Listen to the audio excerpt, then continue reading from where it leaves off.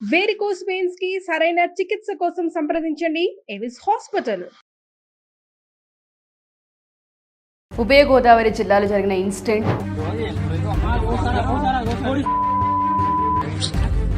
ఒక అబ్బాయిని అతి కిరాతకంగా కాళ్ళతో చేతులతో షర్ట్ చింపేసి మోకాళ్ళ మీద నిలబెట్టేసి ఇష్టానుసారంగా పైశాచికంగా అబ్బాయిని హింసిస్తున్నారని చెప్పొచ్చు. అసలు మనుషులేనా నరరూప రాక్షసుల? అక్కడ ఉన్నటువంటి కొబ్బరి మట్టాలు తీసుకొని ఒకే విధంగా కంటిన్యూస్లీ కొట్టడం, అది చూసిన కాసేపు నాకు మనిషిని కాలేకపోయానండి. పోలీస్ స్టేషన్ లో ఈ రోజు ఎస్సీ ఎస్టీ కేసుని తీసుకునే పోలీస్ స్టేషన్ కూడా అధికారం లేదు. నేను ఈ విషయం చెప్పడం చాలా ధైర్యం చేస్తున్నాను నేను. అంతేగాని మేము ఎస్సీ ఎస్టీలం కాబట్టి ఈ రోజు మీరు ఈ అమ్మాయి కోసం చేస్తున్నారు. ఒక 10 years తర్వాత చూడండి, అమ్మాయి మీకు ఉంటుందా, చక్కగా పెళ్లి చేసుకుని ఎవరితో పోతా అమ్మాయి. నమస్తే రవీంద్రనాథ్ గారు. నమస్తే అండి ఉష గారు. ఉభయ గోదావరి జిల్లాలో జరిగిన ఇన్సిడెంట్ మనకి ఇప్పుడు చూస్తూ ఉన్నాము. రీల్స్లో చాలా వైరల్గా మారిందని చెప్పొచ్చు. నలుగురు కుర్రాళ్ళు ఒకే వయసు ఉన్న విద్యార్థుల్లా కనిపిస్తున్నారు. వాళ్ళ వయసు కూడా 18 to 20 years అనిపించేలా ఉంది మనకైతే. ఒక అబ్బాయిని అతి కిరాతకంగా కాళ్ళతో చేతులతో షర్ట్ చింపేసి మోకాళ్ళ మీద నిలబెట్టేసి ఇష్టానుసారంగా పైశాచికంగా అబ్బాయిని హింసిస్తున్నారని చెప్పొచ్చు. ఆ మెంటాలిటీ ఆ విధంగా డెవలప్ అవడానికి గల కారణాలు ఏంటి, అండ్ యువరాజ్ని ఆ విధంగా కొట్టడానికి గల ప్రధాన కారణం ఏంటి అంటారు? ఆ ఇన్సిడెంట్ని ఏ విధంగా చూడాల్సిన అవసరం ఉంది అంటారు? ఆ కేసుకి సంబంధించిన పూర్తి వివరాలు ఏంటి సార్? అసలు వీళ్ళు మనుషులు అంటారా ఉష గారు? అసలు వీళ్ళు మనుషులేనా నరరూప రాక్షసుల? ముక్కు పచ్చలా టీనేజ్ వయసు కదా. ఒక అబ్బాయిని పట్టుకొని ముగ్గురు కూడా సామూహికంగా అటాక్ చేయడం, అక్కడ ఉన్నటువంటి కొబ్బరి మట్టాలు తీసుకొని ఒకే విధంగా కంటిన్యూస్లీ కొట్టడం, ఎగిరి తంతున్నారు, చెంపలు వాయిస్తున్నారు. ఇంకా దారుణ విషయం ఏంటంటే ఆ అబ్బాయిని మోకాల మీద కూర్చోబెట్టి వెనక నుంచి ఒక అబ్బాయి కంప్లీట్గా ఒక టవల్ లాంటి ఒక వైట్ కలర్ క్లాత్ని గట్టిగా గుంజి చంపే ప్రయత్నం చేయడం. సోషల్ మీడియాలో వెకిలి రకాల కామెడీలు చాలా చూసాం మనం.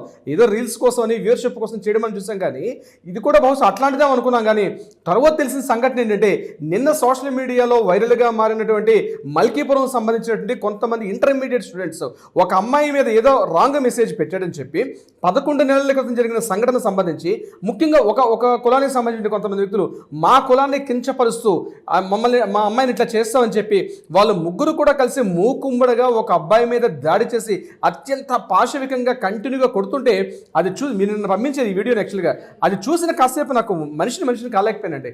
ఇంతకన్నా మించి పెద్ద టెర్రరిస్టులను చూసాం మా నంపల్లి కోర్టులో. పెద్ద మర్డరిస్టులని, రేపిస్టులని, సామూహికంగా గ్యాంగ్ రేప్స్ చేసేవాళ్ళని, గ్యాంగ్ మర్డర్స్ చేసేవాళ్ళని కూడా చూసాం. కానీ ఒక టీనేజ్ అండి, ముక్కు పచ్చలారని కుర్రాలు అంత పాశవికంగా, అంత హేయంగా, అంత దారుణంగా కొడుతుంటే ఆ అబ్బాయి మాట్లాడడానికి ప్రయత్నిస్తున్నాడు, చెప్పడానికి ప్రయత్నిస్తున్నాడు. కానీ చెప్పడానికి ప్రయత్నిస్తుంటే ఒక భారీగా రెడ్ కలర్ షర్ట్ వేసుకొని కాస్త దిట్టంగా ఉన్నటువంటి ఒక మనిషి అయితే, ఈ అబ్బాయి కాస్త స్లిమ్గా బాగానే ఉన్నాడు, ఈ కాస్త భారీగా ఉన్న అబ్బాయి అయితే పిడిగుద్దులు కురిపిస్తున్నాడు ఆ అమ్మాయి మీద పడి. ఎగిరెగురుతున్నాడు. బ్లాక్ కలర్ షర్ట్ అయితే యూత్ ఐకాన్ స్టార్ అంటారు, అట్లాంటి ఒక ఫ్యాషన్ డే ఒక దీనిగా తయారై ఆ అబ్బాయిని ఎగిరెగిరి కాలుతుంటున్నాడు. పాప అబ్బాయి ఏదో చెప్పడానికి ప్రయత్నిస్తున్నారు, చెప్పడానికి కూడా వినే పరిస్థితులు లేరు. అంటే ముఖ్యంగా కేసుల్లో ఉష గారు ఇలాంటి మైండ్ సెట్ కూర్చొని మాట్లాడే ప్రయత్నం చేస్తాను. కానీ ముందుగా ఎక్కువగా కేసులు ఈరోజు మనకి ఇండియాలో ఉన్నటువంటి కేసుల్లో ముఖ్యంగా ఐదు కేటగిరీ ఆఫ్ మొత్తం వచ్చిన కేసుల్ని 5 కేటగిరీ డివిజన్ చేశారు మేధావులు. అందులో ప్రధానంగా అమ్మాయి, రెండవది గోల్డ్, మూడవది ఆస్తులు, డబ్బు, ఇంకోటి చిట్ట చివరిది పరువు హత్యలు. ఈ 5 కేటగిరీస్లోనే మోర్ దెన్ 85% కేసులు అంటే ఏ కేసు సంబంధించి తీసుకున్నా ఇప్పుడు నేను చెప్పినటువంటి 5 కేటగిరీస్లో ఏదో కేటగిరీ సంబంధించి ఉంటుంది. అందులో ప్రధానంగా ఉన్నది అమ్మాయికి సంబంధించి. అమ్మాయి అనేది కూడా ఈ యొక్క కేటగిరీ సంబంధించి రావడం కొంత దయనీయమైనప్పుడు కూడా చేయలేని పరిస్థితి. ఎప్పుడో అమ్మాయికి లవ్ మ్యారేజ్ అనో ఇంకో లవ్ ప్రపోజల్నో ఎక్సైటెడ్ ఏదో అసభ్యకరంగా మెసేజ్లు పెట్టుంటే దానికి దగ్గరలోనే పోలీస్ స్టేషన్ ఉన్నాయి. కానీ ప్రధానంగా ఉష గారు ఒకటే విషయం నేను చెప్పదలుచుకున్నాను. ఇందులో ఏంటంటే ఈనాటి సినిమాలు చూసి నేను ఈ విషయాన్ని తప్పనిసరిగా చెప్తున్నాను. ఈనాటి సినిమాల ప్రభావం తప్పనిసరిగా యువత మీద ఉంది. ఎందుకు ఈ మాట ధైర్యంగా చెప్తున్నా 80s 90sలో తన కుటుంబానికి కావచ్చు, తన వీధికి కావచ్చు, తన ఊరికి కావచ్చు, ఆ ఊరిలో ఉన్నటువంటి సమస్యలు ఇతివృత్తంగా తీసుకుని ఆ సమస్యల మీద ఉన్నటువంటి విలనిజం మీద ఇతను హీరోగా తన పోరాటం చేసేవాళ్ళు హీరోలుగా చలమనేటువంటి 80s 90sలో ఉంటే, ఇప్పుడు మోడర్న్ వస్తున్న సినిమాలన్నీ కూడా ఒక ఎర్రచందనం స్మగ్లింగ్ ఎట్లా చేయాలి, 10 మంది వాళ్ళు ఎట్లా పొడిచి చంపాలి, అత్యంత పాశవికంగా ఎట్లా కొట్టాలి, ఇవి సినిమా యొక్క ప్రభావం డెఫినెట్గా ఉంది. అదేవిధంగా రాజకీయ నాయకుల యొక్క ప్రభావం కూడా ఉంది. ముఖ్యంగా కోనసీమ అంటేనే అరటాకు, ఆప్యాయత, ఈ రెండిటికే ఒక మేళవింపు. ఈ రెండిటికి ఎగ్జాంపుల్గా చెప్పాలంటే కోనసీమ జిల్లాలో ఆప్యాయంగా పిలుచుకుంటారు, హక్కును చేర్చుకుంటారు. ముఠా కక్షలు, తగాదాలు, దొమ్మీలు, రాబరీలు ఇట్లాంటి వాటికి చాలా దూరంగా ప్రశాంతంగా ఉన్నటువంటి కోనసీమ జిల్లాలో కూడా ఇటువంటి ఒక వాతావరణం, ఒక భయానిక వాతావరణం స్టూడెంట్స్లో రావడం చాలా బాధాకరంగా ఉంది. ముఖ్యంగా స్టూడెంట్స్లో ఇటువంటి ప్రవర్తన ఎందుకు వస్తుంది, వాళ్ళ ఆలోచన విధానం ఎందుకు మారుతుంది అంటే ముఖ్యంగా టీనేజ్ టు అడల్సెన్స్ వెళ్ళేటప్పుడు ఈ సైడ్ ఇన్ఫ్లుయెన్స్ బాగా ఉంటుంది. ముఖ్యంగా అమ్మాయిల విషయంలో ఒక అమ్మాయిని దృష్టిలో పెట్టుకొని ఒక అమ్మాయి ఉంటే ఆ అబ్బాయికి లవ్ చేసేవాడు, ఆమెను ప్రపోజ్ చేసేవాడు, ఆమె ప్రేమ కోసం పరితపించేవాడు, ఆమె ప్రేమ కోసం ఏమైనా చేసేవాడు. వీలైతే ఆమె తన ప్రేమ తను చెందకపోతే పతాక స్థాయిలో అమ్మాయిని చంపేస్తాడు, లేకపోతే తన జీవితాన్ని తనని ముగించుకునే సంఘటనలు ఇప్పటిదాకా చూస్తాం. కానీ ముఖ్యంగా అంటే ఇప్పుడు సోషల్ మీడియాలో మనకి ఇది వైరల్గా వచ్చింది కూడా మాట్లాడుకుంటాం. కానీ ఇటువంటి సంఘటనలు అంటే ఇటువంటి ఇతివృత్తం, ఇటువంటి కథాంశం అంటే ఇటువంటి ఇష్యూస్ సంబంధించి ప్రతి కాలేజీ మాట నేను చెప్పడానికి సాధిస్తున్నాను. ప్రతి కాలేజీలో, ప్రతి ఊరిలో, ప్రతి వీధిలో కూడా ఇటువంటి సంఘటనలు ఉన్నాయి. కానీ కొడుతున్న సోషల్ మీడియాలో ఈరోజు మనం వైరల్ అయింది కాబట్టి వీడియో మాట్లాడుకుంటున్నాం. కానీ ఇటువంటి మానసిక దౌర్బల్యం, మానసిక వైకల్యం, మానసిక హీనస్థితి కలిగి ఉండడం యూత్లో చాలా ఎక్కువైపోయింది. అంటే ముఖ్యంగా వాళ్ళు తినే ఆహారపు అలవాట్లు కావచ్చు, ముఖ్యంగా వాళ్ళు ఆలోచించే ఆలోచన ధోరణి కావచ్చు. అంటే హీరోయిజంతో కొడతాడు, సినిమాకి వెళ్తారు. రీసెంట్గా మనకు వస్తున్న సినిమాలో చూసుకున్నట్లయితే ముఖ్యంగా ఇందాక నేను చెప్పినట్టుగా ఎర్రచందనం స్మగ్లింగ్ ఎలా చేయాలి, గ్యాంబ్లింగ్ ఎట్లా చేయాలి, గ్యాంబ్లింగ్ మీద కొన్ని మూవీస్, స్మగ్లింగ్ మీద కొన్ని మూవీస్. ఇప్పుడు సినిమా అంటే మనకు అదే కనిపిస్తుంది. ఇప్పుడు సినిమా అంటే ఏంటి, ఎగ్జాక్ట్లీ మనకు దానికి సంబంధించిన ఇతివృత్తం మీద ఉంటుంది. ఇది తెలిసో తెలియక ఖచ్చితంగా వాళ్ళు ఇన్ఫ్లుయెన్స్ అవుతున్నారు. ఆ కొట్టే విధానం చూడండి, ఒక హీరోయిట్గా కొడుతున్నాడు. కానీ ఒక సినిమా ఆ సన్నివేశం చిత్రీకరించేటప్పుడు ఎంతోమంది ఫైట్ మాస్టర్స్, ఎంతోమంది టెక్నీషియన్స్ కలిసి ఒక సినిమాలో ఆ సీన్ని తయారు చేస్తే అంటే కామన్ సెన్స్ కూడా మర్చిపోతున్నారు. సినిమా వేరు, నిజ జీవితం వేరు. గుర్తుపెట్టుకోండి, సినిమా వేరు, రియల్ లైఫ్ వేరు. రియల్ లైఫ్లో సినిమాటిక్గా పనిచేస్తుంటే కుదరదు. ఇక్కడ చట్టాలు ఉన్నాయి, న్యాయాలు ఉన్నాయి. చాలా మందికి తెలియజేంటే కనీసం అబ్బాయిని వాళ్ళు మాట్లాడుతున్న మాటల్లో మనకు ఒక వాయిస్ క్లిప్ బయటకు వచ్చింది. మేము వీలైతే మీద SC ST అట్రాసిటీ కేసు పెడతామని కూడా ఒక వాయిస్, మొత్తం రికార్డులో ఒక వాయిస్ వస్తుంది బయటికి. వీళ్ళకి జాగ్రత్తగా వినండి. SC ST అట్రాసిటీ కేసు అంటే మీకు తెలుసా? What is meaning of SC ST atrocity? ఒకప్పుడు ఒక SC STల మీద కానీ దూషించినట్లయితే వాళ్ళని అట్రాసిటీకి గురి చేస్తే ఇమీడియట్గా కేసు ఫైల్ చేసే అధికారం ఉండేది. కానీ ఈరోజు పోలీస్ స్టేషన్లో కూడా అవకాశం లేదు, అధికారులు లేదు. పోలీస్ స్టేషన్లో కూడా ఖచ్చితంగా SC ST కమిషన్ చైర్మన్ నుంచి ఒక అప్రూవల్ లెటర్ తేవాలి. మీ సంఘటన నిజంగా జరిగినట్టుగా ఆ కమిషన్, ఎవరైతే SC ST కమిషన్ ఉంటుందో ఆ కమిషన్ యొక్క చైర్మన్ దాన్ని పూర్తిగా కన్ఫర్మేషన్ చేస్తూ లెటర్ వస్తే తప్ప పోలీస్ స్టేషన్లో ఈరోజు SC ST కేసుని తీసుకునే పోలీస్ స్టేషన్లో కూడా అధికారం లేదు. నేను ఈ విషయం చెప్పడం చాలా ధైర్యం చేస్తున్నాను నేను.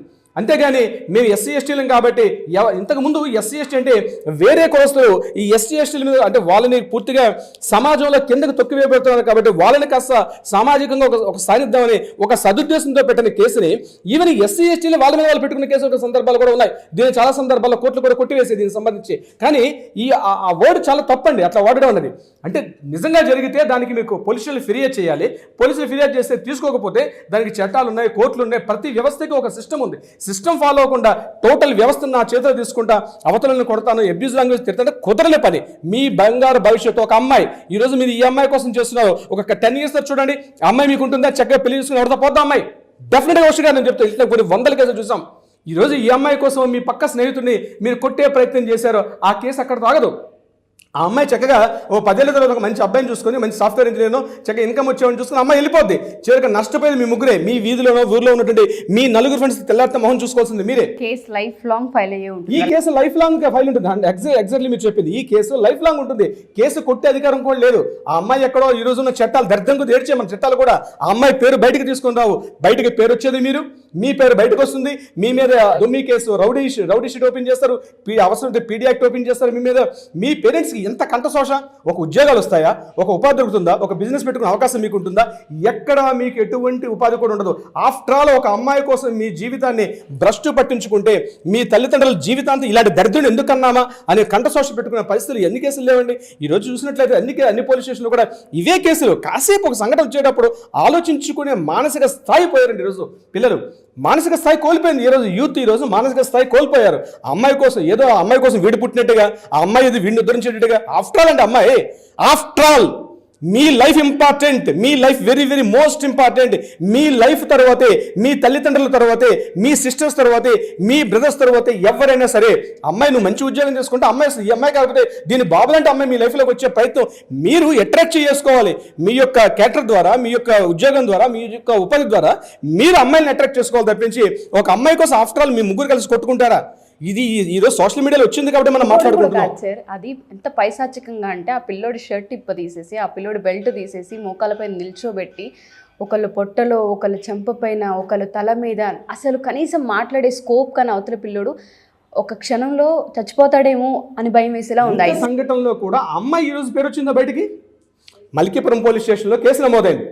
రేపు చట్టాలు వస్తే కోర్టుకి వెళ్తారు, రిమాండ్లోకి వెళ్తారు. రిమాండ్ ఇంకొక చూడండి, కర్మ తిరిగి కర్మ కొడుతున్నట్టుగా ఈ ఎవరైతే ఈ ముగ్గురు కుర్రాలు కొట్టు ఆ అబ్బాయిని హింసించారో, నిన్న సాయంత్రం ఈవినింగ్ ఒక అబ్బాయికి యాక్సిడెంట్ జరిగింది. అందులో ఒక అబ్బాయికి కర్మ మళ్ళీ రివర్స్ కొడుతుంది ఇక్కడే. ఆ అబ్బాయి ఏదో రోడ్డు దాడుతున్నాడ, పెద్ద వెహికల్ వచ్చి హిట్టింగ్ చేస్తే అబ్బాయి ఈరోజు హాస్పిటల్ పడినాడు. అందులో ఒక అబ్బాయి కూడా నిన్న ముందు రోజు చేసిన పనికి తర్వాత ఇమీడియట్గా రిటార్ట్ కూడా కర్మ జరిగింది ఈరోజు. ఆ అబ్బాయి ఈరోజు పోనీ యాక్సిడెంట్ అని చెప్పి ఏమైనా కోర్టులు చట్టాలు ఏమైనా మినహాయింపిస్తాయా? ఏమి ఇవ్వో. అయినా మళ్ళీ నీకు ట్రీట్మెంట్ ఇస్తారు, నీకు బాగు చేస్తారు, మళ్ళీ తీసుకెళ్ళి పోలీస్ స్టేషన్ కుమ్మేస్తారు. నేను పోయి మళ్ళీ 14 రోజులు ఉంటావో, 20 రోజులు ఉంటావో, 30 రోజులు ఉంటావో, 90 డేస్ ఉంటావో నీకు తెలియదు. ఎంటర్ నీ త్రూఅవుట్ లైఫ్లో ఒక అమ్మాయి కోసం నువ్వు చేసిన హీరోయిజం కాదు. సినిమా హీరో 2 గంటలు చేస్తాడు, బయటకు వచ్చి కోట్లు సంపాదించుకొని బయటగా హీరో పోతాడు. కానీ నువ్వు ఆ హీరోని ఇమిటేట్ చేస్తూ నీ జీవితంలో కానీ ఇట్లాంటి పనులు చేసినట్లయితే నీ ఎంటైర్ త్రూఅవుట్ లైఫ్లో ఒక కెరీర్ ఒక మచ్చగా ఉండిపోతుంది. అది గుర్తు పెట్టుకోవాల్సిన అవసరం యూతుంది. ఈ యొక్క సంఘటన గురించి మనం మాట్లాడుకోవడం చాలా దయ్యం. ప్రతి ఇంట్లో కూడా తల్లిదండ్రులు చెప్పిన మాట వినకుండా, ముఖ్యంగా ఎంత బలాదురుగా తిరుగుతున్న కుర్రాల్ని ఉద్దేశించి వీడియో చేస్తున్నాం. ఒక్కసారి వీడియో చూడండి. మీకు న్యాయస్థానాలు సపోర్ట్ చేయు, మీకు చట్టాలు సపోర్ట్ చేయు, మీకు పోలీసు యంత్రాంగం సపోర్ట్ చేయదు. చక్కగా సినిమాల్లో హీరోలుగా చేస్తారు, మళ్ళీ రాజకీయ వైట్ అండ్ ఫ్యాంట్ వేసుకుంటారు. మళ్ళీ రాజకీయ నాయకులు లేకపోతారు. రాజకీయ నాయకులు, ముఖ్యమంత్రులు, సీఎంలు, వీలైతే ప్రధానమంత్రి కూడా అయిపోయే అవకాశం ఉంటుంది. కానీ మీరు మాత్రం మీ వాడల్లో, మీ కాలనీల్లో మీరు ఒక రౌడీగా, ఒక దుమ్మికోరుగా, ఒక ముఠాకోరుగా మిగిలిపోతారు. రాబోయే రోజుల్లో మీ భవిష్యత్తు మీకే ప్రశ్నార్థకం అయిపోతుంది. ఇందులో ఎటువంటి డౌట్ కూడా లేదు. ఉష గారు, ప్రతి మగపిల్లలు కూడా ఈ వీడియో చూడాలి, 1-2 సార్లు ఆలోచించుకోగలగాలి. కెరియర్ ఏంటి, పరిస్థితులు ఏంటి, ఫ్యామిలీ ఏంటి, మన కల్చర్ ఏంటి అన్న వాటిపైన అవేర్నెస్ని క్రియేట్ చేసుకోగలగాలి. ప్రతి పేరెంట్ కూడా ఇంట్లో మగపిల్లల్ని పెంచే ప్రాసెస్లో అసలు ఎక్కడికి వెళ్తూ ఉన్నారు, ఎవరితో ఫ్రెండ్షిప్ చేస్తూ ఉన్నారు, కాలేజ్ టైమింగ్స్ ఏంటి, వీటిపైన ఎప్పుడైతే అవగాహన పెంచుకుంటూ ఉంటారో ఇటువంటివి తగ్గే అవకాశం కూడా ఉంటుంటుంది. నేను రవీంద్రనాథ్ గారు కూడా ఒక వీడియో చేశాం. ఇంట్లో మగపిల్లాడు ఉన్న ప్రతి తల్లి తండ్రి ఈ వీడియో చూడండి అని ఒక వీడియో కూడా మేము చేస్తున్నాం. దయచేసి ఇటువంటి వీడియోస్ ఏవైతే ఉంటుంటాయో పిల్లల్ని పెంచే ప్రాసెస్లో అసలు ఎక్కడికి వెళ్తున్నారు, ఏం చేస్తున్నారన్న వాటిపైన ఒక నిఘా నేత్రం అనేది డెఫినెట్గా అవసరం. అండ్ దాంతోపాటు ఒకసారి మీ పిల్లలపైన మీరు నిఘా నేత్రాన్ని కావచ్చు, లేదంటే కాలేజెస్లో ఎంక్వైరీస్ కావచ్చు చేస్తే చాలా మంచిదని సుమన్ టీవీ నుంచి మేము గట్టిగా అడుగుతూ ఉన్నాము. ఎందుకంటే పిల్లలు బాగుంటేనే భవిష్యత్తు, వాళ్ళ కెరియర్లు బాగుండే అవకాశం ఉంటుంది. Thank you sir, thank you so much. Thank you so much Usha గారు.